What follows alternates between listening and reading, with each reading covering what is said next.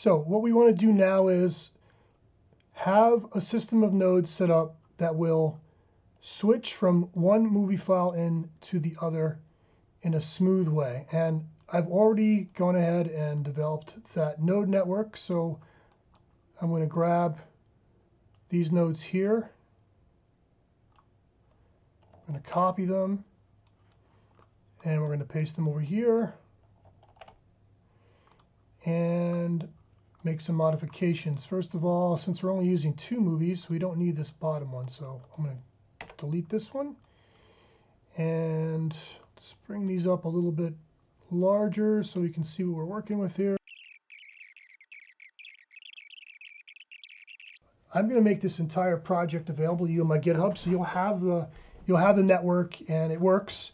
But if you're interested in how to actually build it, again, this might be beyond the scope of the tutorial as far as going into the details about how this is built. We just need to know that it works, and the result is it will allow us to transition smoothly from one movie to the other based on changing the state of the movie state from these buttons. So let's look at that right now, actually. Just so we're clear, let's change this to button change to movie test 01.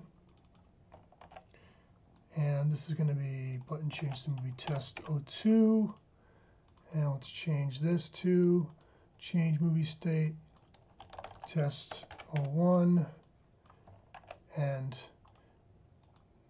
change the title of this one to test 02. And also, while we're in here, just want to direct your attention to the button type. It's a radio down versus momentary, which we had for these buttons here. And the reason it's a radio button is because we want these buttons to toggle. And so if you click on one versus the other, just make sure that they're enabled here, you'll see that it's either one or the other, and that's exactly what we want. We either want one movie or the other movie to be on. Now, what this network does is it, at the end, creates a value, and actually we have 3 values here. Let me get rid of this third one because we don't have that third movie since there's only 2. It creates a value that will control the opacity on a level. And the reason why we need to control the opacity on a level is because we're going to send each of these movie file ins into a level and control the opacity of each of the movie file ends so that when one button is selected for one movie file in, the other movie file in will be faded and vice versa. So let's create 2 levels and show you how that works.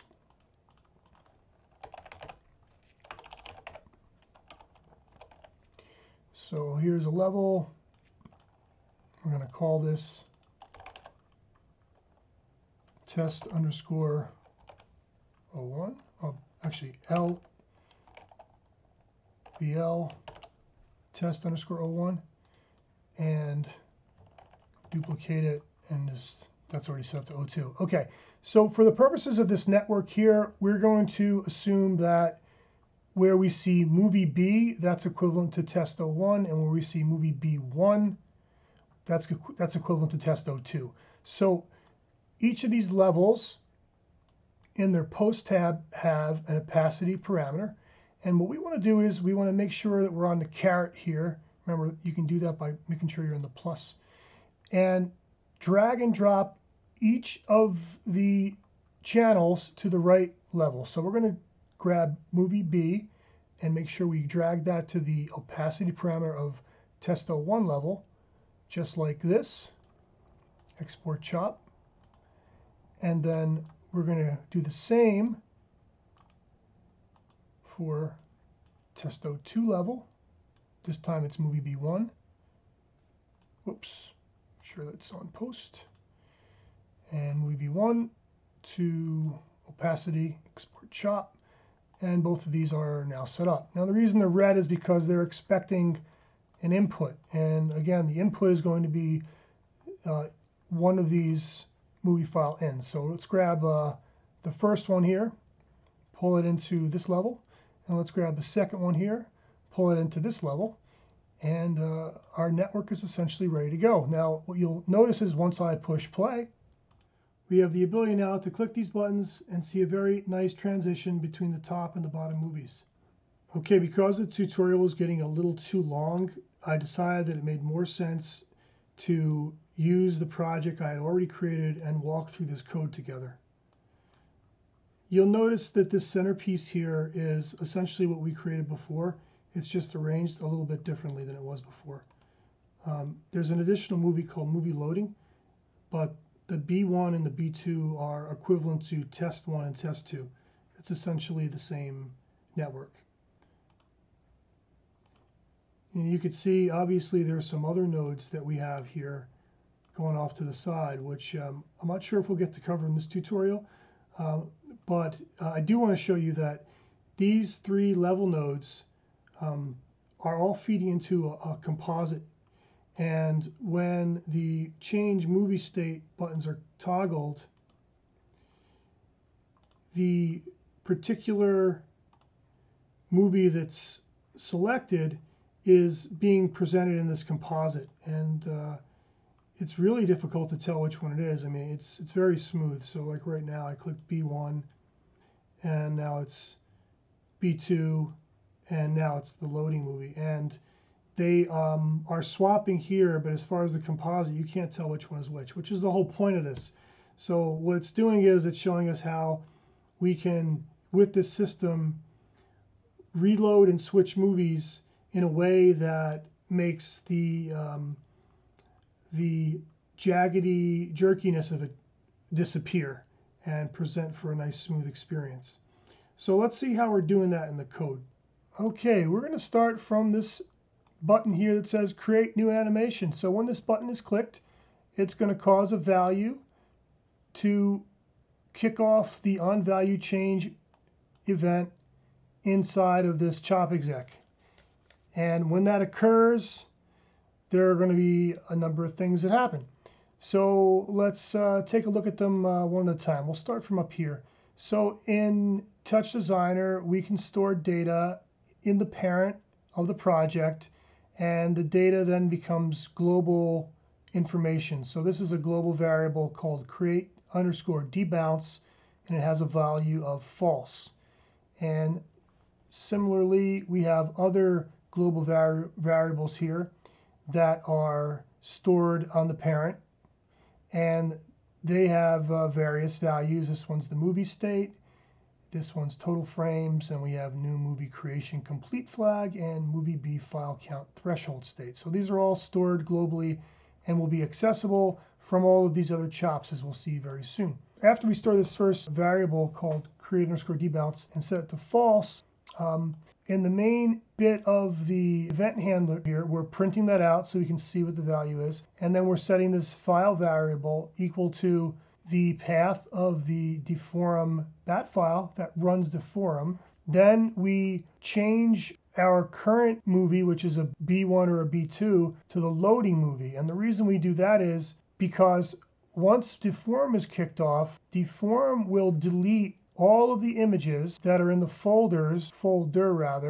folder right here. All these images will go away that both B1 and B2 point to. When that happens, we won't have anything here anymore. It'll just be black. It'll be empty. So if the user was watching in VR this animation, if we didn't do something about it, once the new animation was kicked off in Deforum, it would be very jarring to see nothing on the screen immediately after seeing a nice animation for a while. So the first thing we do is we kick on this movie loading, which is essentially the same animation that we have here. So the user doesn't know the difference and can't tell that anything's changed, which is exactly what we want. And while the user is watching that animation run, we're creating our new Deforum animation behind the scenes and populating that folder with new image file. So that's what's going on when the batch file is run and when this first button is clicked to put us into the movie loading. Connected to that is the fact that we want to change the state, movie state, to loading, which is what happens here. And then we want to store the total frames of the animation. So these animations are set up to have 78 frames. So these are the total frames we can expect, and that's going to be stored globally. And then the new movie creation complete flag is indicating here false, which means the new movie hasn't been completed yet because it's the beginning of the animation. When the animation is completed, that is to say 78 frames are in the designated folder, then this flag will be set to true. It will have been completed.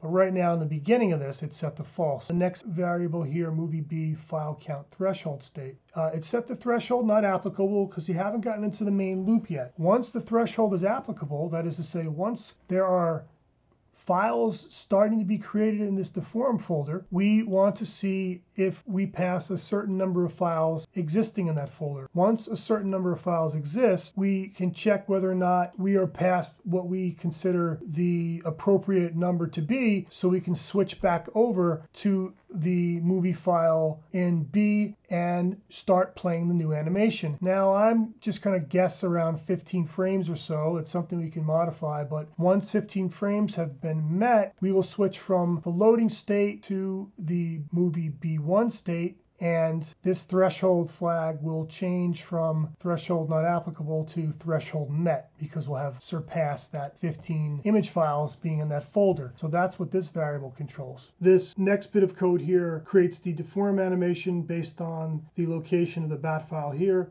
There's a conditional here to ensure that we don't run this more than one time. So after the animation's kicked off, we're going to look at the main loop here that occurs. And I'm calling this the game loop here because what I did was I found something in Deforum that can generate a pulse. And based on that pulse, tied to this chop exec, we have an on value change that kicks off every time the pulse is activated. So that's essentially what this game loop is right here. So the first thing we're doing is we're printing a couple variables. We're looking at the new movie creation complete flag, which is going to be set to false from before because nothing's happened yet, and the movie state, which is going to be set to loading from before, from when we kicked off the animation. The first conditional here is calling a function. So let's go up to that function and see what that function returns. This function is getting the image file count from a particular folder, so it's calling another function. So we'll go up to that function and look at get image file count. In this case it's B, so it's looking at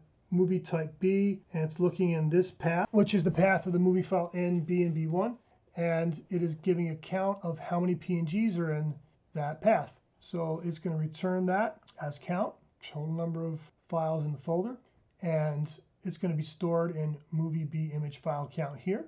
We're setting this Boolean value to none. That's movie B deleted. And then we're checking the number of image files. So if the count is equal to 0, which will be the case immediately right before the deform animation is created because it wipes out all the image files in the folder. So the first time through, this is going to be set to 0, and it's going to return true. Movie B is deleted. So it's going to set that to true, and it's going to be returned here. And going back to where the function was called, it's going to be true. So true equals true, which means that movie B is deleted, and we're waiting for X number of frames to be created to switch to movie B. So right now we're still in loading. There are 0 frames at this point in the folder for movie B. So we set a couple of we set another variable here, and we do a couple other operations. So first we're going to set the movie B file count threshold state to threshold not met because we haven't even created files yet, so we can't even assess the threshold, so it hasn't been met. And we are going to reload movie B1 and movie B2. Now recall that the loading movie is currently playing, but if we don't reload movie B1 and B2, we will be stuck with the cached information, in this case the true length of 78 in each of these infos. If it's reloaded, the true length will update and it will register as 0. Now we're not switching, we're just reloading. So right now movie loading is playing We haven't switched to B1 or B2. We're just reloading them, and that's the whole idea of this system here. We have this movie loading playing. Everything looks seamless, and then under the hood, we're doing things to these movies. We're creating new images from Deforum. We're cleaning up the cache here and these infos. And when we reload them with nothing in the folders, these values go from 78 to 0, which is what we want. So it's going to go back here, and that's what these two do. And then as we continue to loop, or as we continue through this loop, we check this next conditional. We get image file count B, which is the function we looked up before, and we see if it's greater or equal to the movie B image file count threshold, which is set up here, and it's equal to 15. Now, obviously, as time passes, Deforum is creating more and more animations. So maybe there are 1 or 2 frames in that folder right now. And this function is going to return, let's say, 2 or 3 frames. And it is checking here to see whether that 2 or 3 frames is greater or equal to the threshold. It is not. So we're not going to even consider this other part of the conditional, the and, because this part wouldn't be met. If that part isn't met, then nothing happens. We would get down to the next bit here, and again check to see whether or not the number of image files in movie folder B is greater than, in this case, the total frames of the animation, which are 78. That's certainly not the case, so none of this occurs. So then we're going to keep looping through here and checking to see how many image files are created. So at some point, there will be more than 0, certainly in that folder, so this will no longer apply, and we will not be able to get to this code again, which is what we want, because this will return false, not true. Because again, see if movie be deleted really means, are there 0 files in the folder? And at a certain point, there won't be 0 files, so this will not be set to true, so it was skipped. And right now, just to remind you, the first time through, this variable was set to threshold not met. So we just got to keep that in mind. We'll see how that comes into play in a moment. So we get to this next conditional here, and we're checking to see if the number of files in movie folder B is greater or equal to the threshold. So at a certain point, it will be over 15, and it's going to check if the current value of movie B file count threshold state is threshold not met. Now it is, because we set it up here. So we have more than 15 images in the folder, and the threshold state is equal to threshold not met. So this passes, and we get to the next bit of code right here, which is to update movie B file count threshold state from threshold not met to threshold has been met. And at this point, since the threshold's been met, which means there's more than 15 images in movie folder B, we're going to do a graceful switch and update state, which is another function up here. So the graceful switch and update state is going to reload movie B.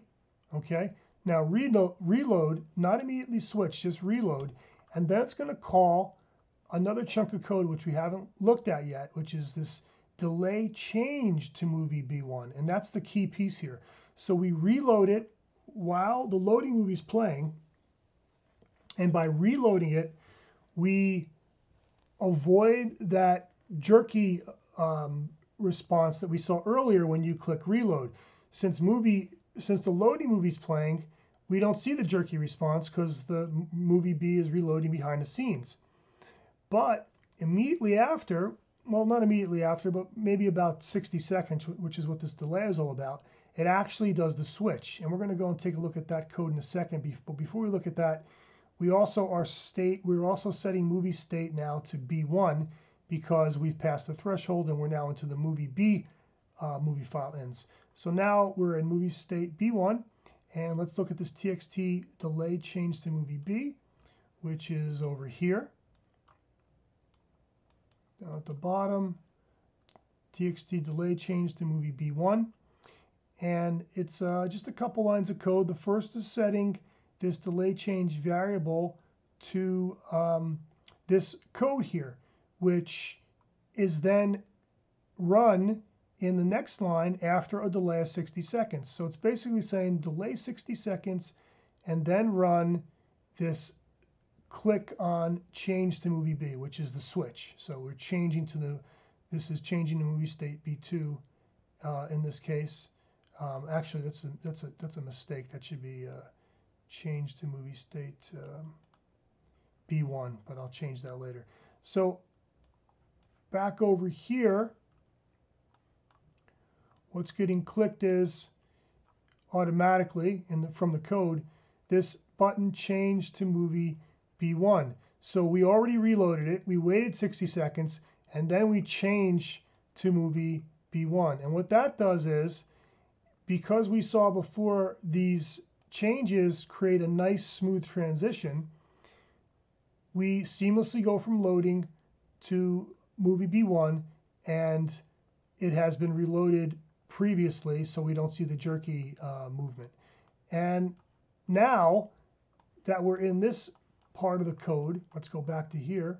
We're keeping on looping, but this time we now can no longer get beyond this conditional, because the last time we set this threshold state, the threshold has been met. So as part of this conditional, even though we're past the threshold now, we're past the 15, way past 15 at this point, the movie state does not equal threshold not met, it equals threshold has been met. So we don't reload it again. There's no need to. So this part of the code is no longer reachable. So this is no longer reachable, that's no longer reachable, and we're at the last bit here, which is checking to see whether movie B is greater or equal to the total frame. And again, total frames were set to 78, so it's still going to be going for a while. And right now, as the animation is being created, we now direct our attention to these other bits of code which are pertinent, because while the animation is being created and we're in the movie states, this code comes into play, again, based on the info movie B1. And this is going to swap back between B1 and B2 in the same way we did with the movie loading earlier. We're going to have a graceful switch the same way. Once we know that there are more frames to be loaded in, as indicated by the end of the index fraction, we will reload the opposite movie that's not being played and then switch to it after a 60-second delay. And then once that movie maxes out its index fraction, we will reload the other movie that's not being played and then give a 60-second delay and switch to it. And we will continue that pattern until we reach the 78 frames, and this stops switching. So let's look how that looks in the code. So in the code, we're looking at the first one is info movie B, right? So let's look at on value change. We're setting index fraction deliberately here to a variable. That's coming from the info movie B1.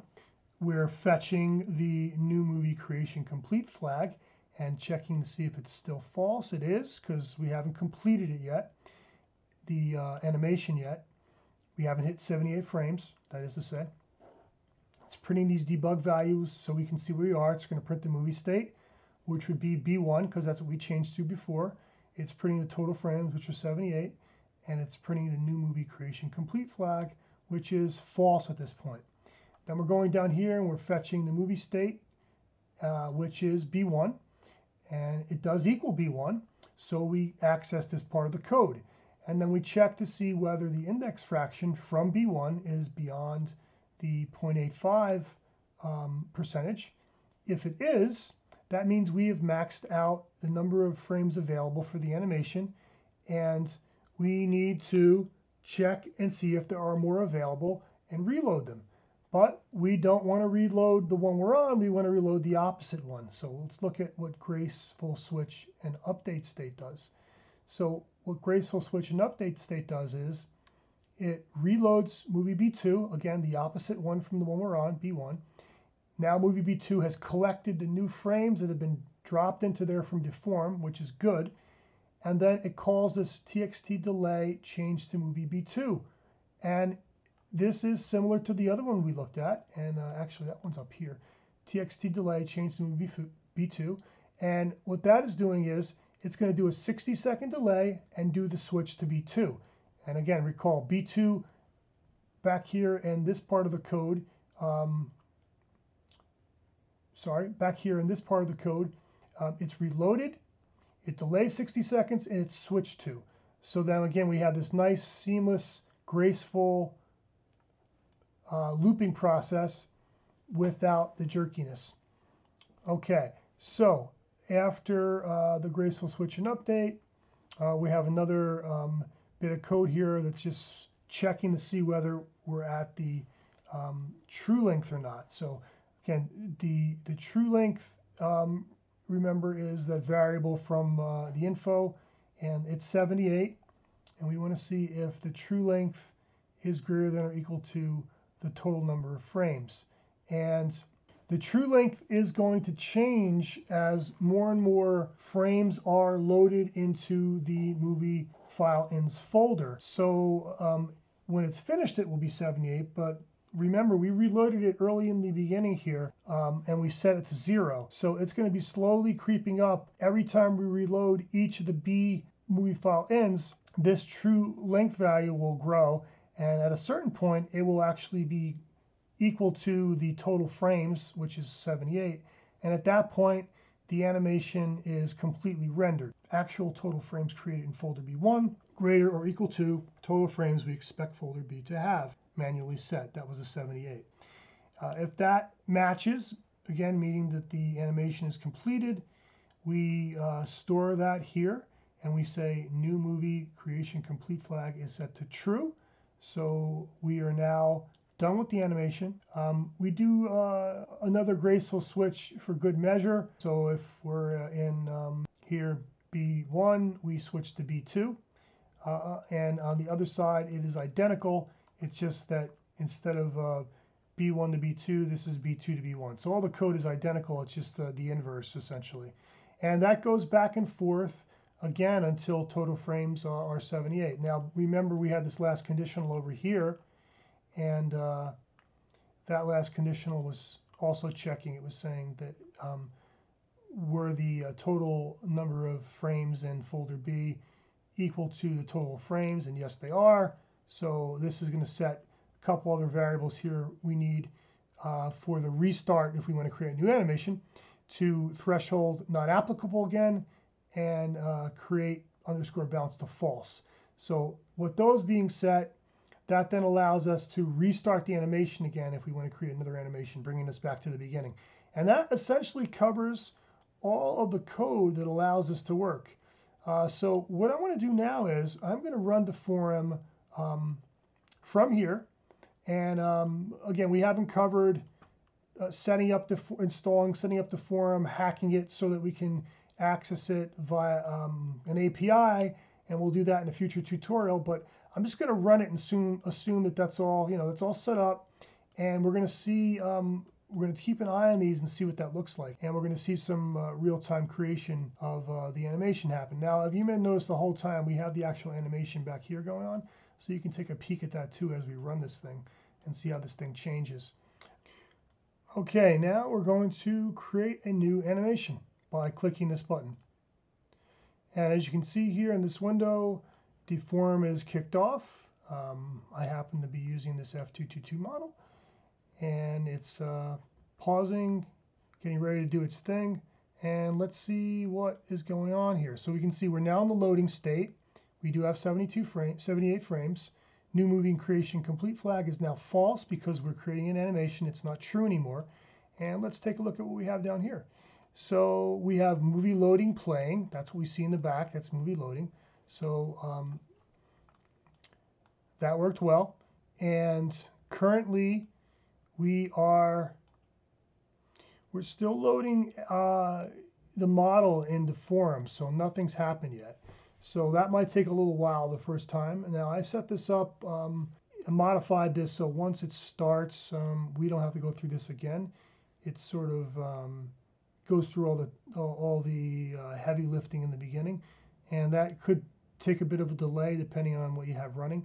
So okay, now it's moving forward and it's starting to create our animations. As you can see, at this point, movie file in B and B2 are showing blank because the folder they're pointing to is empty.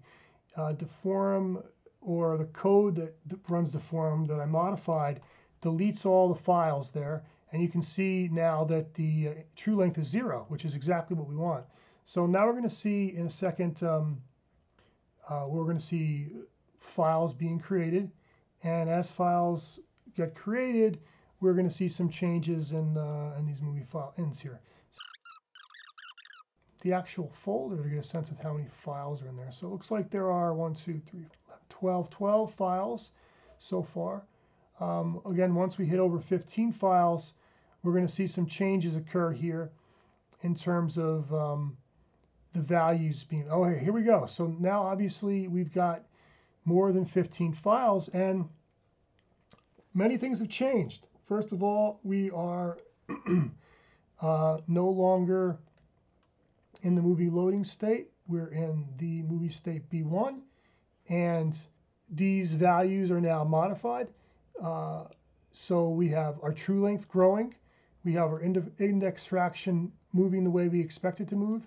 And you can see in real time how this octopus is being created. So you can see, you'll see the reload, and then you'll see the movie switch. So reload, and then the movie switches. Reload, and then the movie switches. Nice and seamless back and forth. So the experience is, even though we're picking up more and more frames each time around, you can see this is the actual composited in octopus on the background that we would see in the HMD and the headset, and it looks pretty clean. It looks pretty smooth. It is reloading, and the animation appears to be seamless. So it's working successfully, and it's continuing to do that back and forth as the true length goes up and up. As you can see, one will go up before the other because they are not quite in sync, which they should not be. We don't want them to be. And it'll take a while. As I said, the max is 78 frames. We're at 36 now.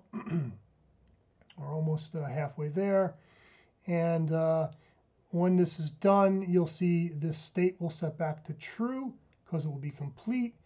And movie state will be either B2 or B1, depending on where we land. It's hard to tell because, again, it really depends on how the index fraction works.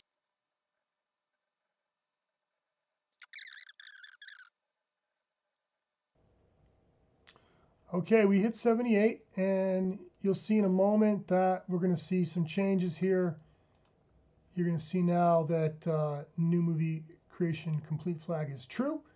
We're in movie state B2, which is the case, and movie B is not entirely deleted. That's right, because there are files in folder for movie B and B1 and B2.